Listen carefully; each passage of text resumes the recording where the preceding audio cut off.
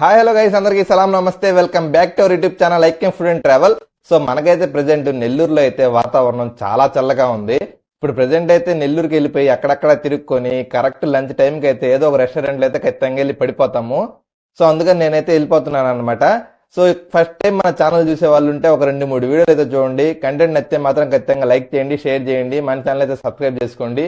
ఇంకా నేనైతే నెల్లూరు వెళ్ళిపోయి నెల్లూరులో ఏదైనా కొత్త రెస్టారెంట్ ఏదైనా ఓపెన్ ఉంటే చూసుకొని దాంట్లో వెళ్ళి తినేసి వీడియో అయితే చేసేద్దాము. సో ఇంకా మొదలెట్టేద్దామా.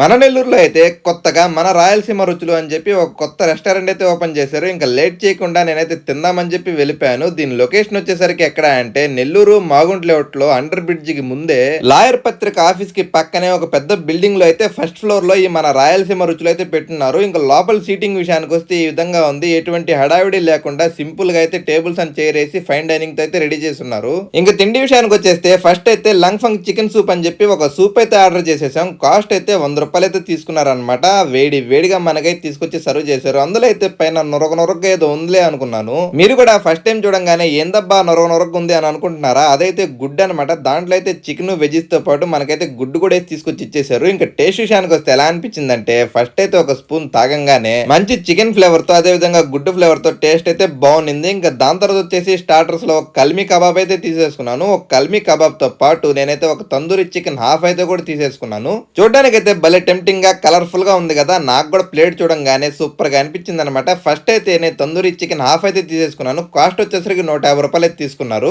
తందూరిలో అయితే ఒక లెగ్ పీస్ అయితే నేను ప్లేట్లో అయితే సర్వ్ చేసుకున్నాను. దాంతో పాటు వచ్చేసి గ్రీన్ చట్నీ కూడా వేసుకున్నాను అనమాట. ఇటు అటు తిప్పి వాటంగా ఉన్న ఒక దగ్గర అయితే అలా తుంచాను అనమాట. పీస్ అయితే చాలా సాఫ్ట్ గా ఉంది. ఒక ముక్క అయితే అలా తుంచుకొని నేనైతే గ్రీన్ చట్నీలతో డిప్ చేశాను అనమాట. గ్రీన్ చట్నీలో అయితే టేస్ట్ పరంగా ఎలా అనిపించింది అంటే గ్రీన్ చట్నీలో ఆ ముక్క అలా ముంచుకొని తినంగానే టేస్ట్ అయితే మాత్రం బాగుంది. మాయనీస్ అయితే నేను టేస్ట్ చేయలేదు. గ్రీన్ చట్నీ అయితే ఫ్రెష్ ఫ్లేవర్ తో అరోమా గానీ తందూరి చికెన్ నంచుకొని తింటుంటే టేస్ట్ అయితే మాత్రం అదిరిపోయింది. ఇంకా దాని తర్వాత వచ్చేసి కల్మీ కబాబ్ అయితే తీసేసుకున్నాను. కల్మీ కబాబ్ మనకైతే కాస్ట్ వచ్చేసరికి 240 రూపాయలు అయితే తీసుకున్నారు. మనకైతే 4 లెగ్ పీసులు అయితే ఇచ్చారు.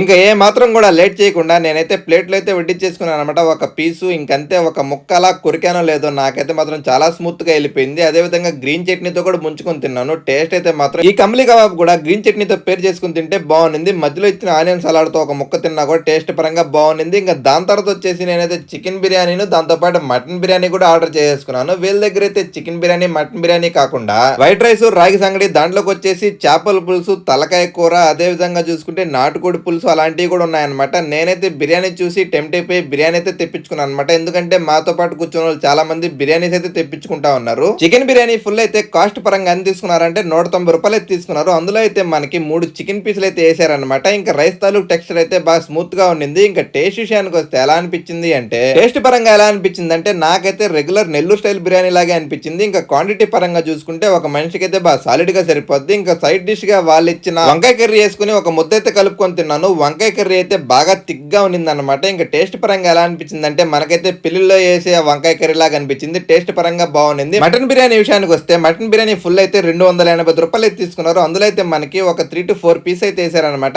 నాకెందుకో మటన్ బిర్యానీ టేస్ట్ పరంగా అంతే అనిపించలేదు, కానీ దాంతో కంపేర్ చేసుకుంటే చికెన్ బిర్యానీ అయితే బాగుంది. మొత్తం మీద నేను తిన్న ఐటమ్స్ వరకు అయితే టేస్ట్ పరంగా అయితే బాగున్నాయి అనమాట. ఇంత దూరం మన వీడియో చూస్తే మాత్రం ఖచ్చితంగా లైక్ చేయండి, షేర్ చేయండి, సబ్స్క్రైబ్ చేసుకోండి. నేనైతే ఉంటా మరి. Bye bye.